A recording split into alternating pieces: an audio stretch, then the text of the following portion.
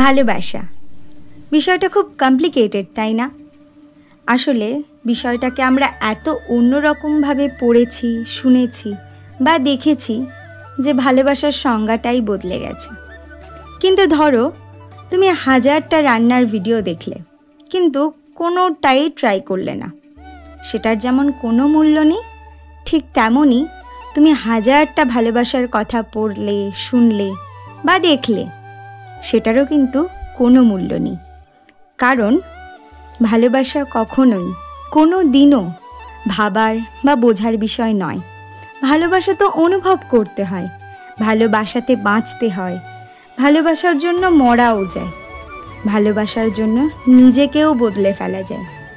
তাছাড়া এমনিতেও যদি ভালোবাসাতে লেনা দেনা চলে আসে, তাহলে সব ব্যর্থ। ভালোবাসাতে যদি আমিতে পরিবর্তিত হয়, তাহলে সব ব্যর্থ। আর ভালোবাসাটা আসলে কি, সেটা যদি একবার মন বুঝে নেয়, তাহলে বুঝে নিও বাদবাকি সব কিছুই ব্যর্থ। বুঝলে?